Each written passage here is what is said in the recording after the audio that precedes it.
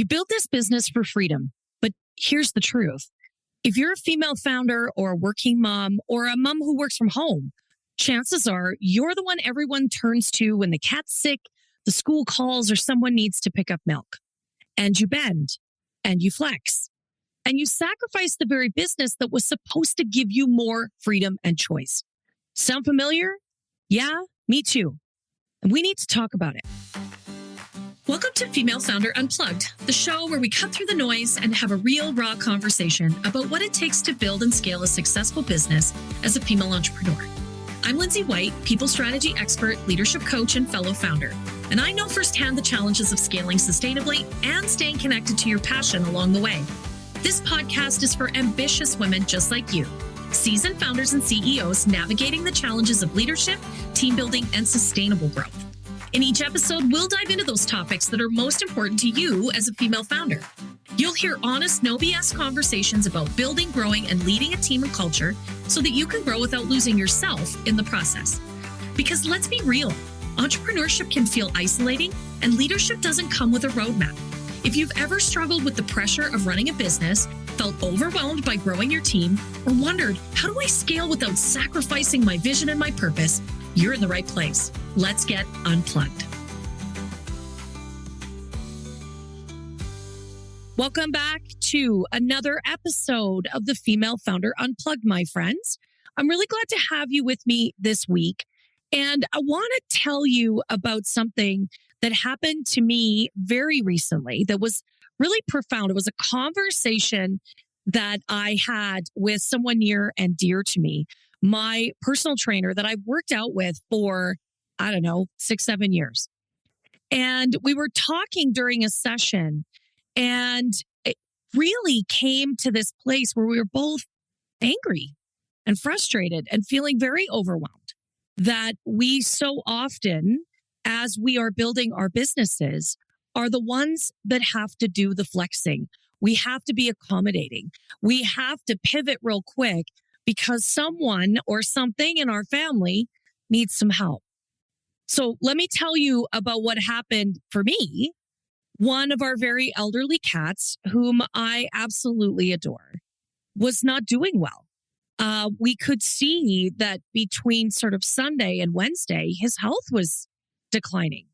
And I'm a diehard pet parent, like so many of you are. And no question, this kitty needs to go to the vet. But here's what happened. Despite having a really full calendar of client calls through the week, I had strategy sessions, and I actually had time blocked off to work on my business, not in my business. My family looked at me like it was my job to handle it. I actually came home from an evening meeting after working all day, and my husband and my youngest daughter looked at me like, why didn't I call the vet yet? And I had a bit of a moment. I had a bit of a crash out, as the kids say. And I looked at both of them sitting there with their fully functional, smartphones in front of them and thought, well, why the hell can't you make a phone call? Why does this have to be me? Well, a part of it is because I work from home, and I've worked from home for a very long time. And it's because my time is flexible. My husband works in downtown. He commutes on transit. And it really was about me having to flex.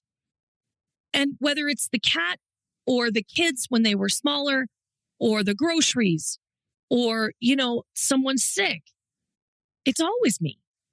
And I'll be honest, I really recognized in that moment that I was really angry, and I felt really backed into a corner, not just because of that particular instance, and not just because I'm passionate about my work and building my own business, or because I had to cancel some time that I had booked, because this isn't just a one-off. This is a pattern. And I was talking with my trainer as we were sweaty and working out, and she was feeling exactly the same way. She has children that are young teenagers into their almost 20s, and they were still looking to her to do all the things. And I really recognized in that moment, it wasn't just me, it was all of us. And the pattern is something that I hear frequently from my clients, in my own network, with my friends that are also business owners, especially if they're moms. We bend and we flex, and we are the ones who shuffle and reschedule and do the pickup and the drop off and the call in and the cleanup and the calm down. And we do it because we're capable and we're empathetic and we're resourceful. But here's the kicker: that invisible emotional labor is quietly sabotaging your growth and mine. And it was such an illuminating moment, because we can't scale a business without constantly having to absorb everyone else's overflow. And it sucks on our capacity. And we can't make CEO level decisions from a place of resentment and overwhelm and exhaustion. And bending for everyone else is not the badge of honor that we think it is. It's leadership fatigue in disguise, because we're not just leading in our business, we're leading in our family. Well, I really, really recognized, especially during this conversation with my trainer and my dear friend, that that's what I was feeling. I was really feeling some leadership fatigue, and I was really feeling resentment, because I want my business to grow just like you do. And that it is sometimes very hard for me to have the focus that I need to do that. So let me paint a picture for you. Maybe you're like me and you've blocked off a couple hours to map out a hiring strategy or do some big picture planning. Then you get a call from the school and your kid has pink eye. Or your partner texts you, can you just pop out to grab something for dinner? Or the vet's appointment is at 2:00 right in the middle of your afternoon. And boom, that sacred time that you've worked so hard to plan into your calendar vanishes. And now we multiply that by 52 weeks a year. Okay, founder friends, you know how we talk on this show about that saboteur voice in your head, the one that tells us we're not good enough or that we have to be in control of everything just to keep it together? Well, the great news is I've got the solution to manage all that head trash. It's my Positive Intelligence Bootcamp, where we dive into how to quiet your saboteurs and strengthen your sage so you can lead your business with more clarity, calm, and confidence. You can find more information about the bootcamp through the link in the show notes, or head over to highvoltageleadership.ca/positive intelligence to reserve your spot in the next bootcamp right now. This is why we all feel like we're treading water sometimes. This is why our growth feels stalled. Not because you and I are not capable, but because we're trying so hard to lead with one hand tied behind our back. We're trying to be a visionary. We're trying to set strategy, and we get sucked back into these very tactical pieces, particularly in our life, but also in our business, right? Many of us have teams and they need our help and support. But when those individuals are not working well together, we get sucked into their work too. And that takes us out of running our businesses effectively, leading in a way that's really impactful. Because we're carrying the mental load of our business and our household and the relationships inside of it and all the expectations. So, my friends, what do we do about this? I mean, I keep saying we here because this is as much a problem for me as it is for all of you. And I'm not here to feed you a bullshit answer around just set better boundaries or just have better time management. I absolutely hate that. That really makes it sound like we are to blame, that somehow we are not doing something, and that is the cause of this incredible emotional load we carry. It's just not practical. Just have better boundaries. When the school calls and your kid is coughing up a lung, having a boundary doesn't matter anymore. They're your kid. Having a really elderly cat who is very clearly declining right before your eyes, there's no boundary. You're going to find the space to take care of the people that you love and the things that are important. But what is possible is reclaiming our role as the CEO in our business and our life, and not just being the default fixer. So here's 3 mindset shifts that I've been working on, and they're helping me. I'm using them with my clients every day, and these are helping them. So I want to walk you through it. First of all, the mindset shift that my flexibility is not free. That time that we carefully curate and block off on our calendar, it's not optional. This is time that is revenue driving, mission critical work. And we do need to treat it that way. Now, again, you're going to have emergencies like I did on a Friday afternoon, taking the cat to the vet. But then it's important that we reschedule that time. We find that time. The second part is we've got to delegate some emotional labor. And this was the conversation that I had with my trainer. We have older children, right? They're young adults. And the reality is we need to start to delegate to them. So what can your young adult children do? That was our conversation. Like, wait a minute, time out. We've got 20-year-olds in the house. Why are we doing the lift for them? It's time to start enabling and not just default fixing. Even your younger children. So for example, she has an 11-year-old. What can we enable them to own and to be accountable for? So perhaps it's making lunches, or for the little ones, it's laying out their clothes at night. That becomes their job, and they own that job. And there's rewards for doing a good job. With our teams, you've heard me preach this over and over again. We need to have really crystal clear accountabilities. Here are the things that I need you to do. Here are some ideas as to how I'd like you to get them done. We need to leave it with them to own and stop micromanaging. And we need to set success parameters.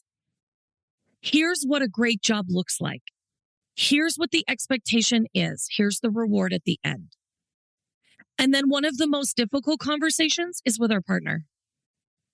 I need your help.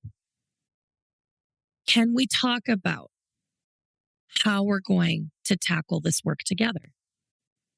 We have to lead. We have to lead in our business, and we absolutely have to lead in our life. And these people can help us. Everyone can help. We do not have to carry it. And I think that's the most important mindset shift. But we can only get their help if we A, ask for it, and B, teach them. We have to stop assuming that they know. None of those people, our team, our teens, our kids, our partners, none of them have crystal balls. So we actually have to get brave and ask, and then make the expectation clear for them. And then the third thing, we need to say no like a CEO instead of just taking it all and carrying it all and putting it all on our back. We have got to say no. And this isn't, I can't, I'm sorry, because we don't have anything to be sorry for. We need to say things like, unfortunately, that doesn't fit with my schedule. Unfortunately, I'm booked at that time. Can I please ask you to handle that while I focus on the business? All of those phrases and more work for you to say no like a CEO. I will also add that no is a complete sentence. Now, sometimes you want to be polite and it's a no, thank you.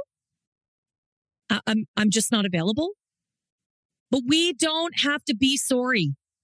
We get to say no like a CEO.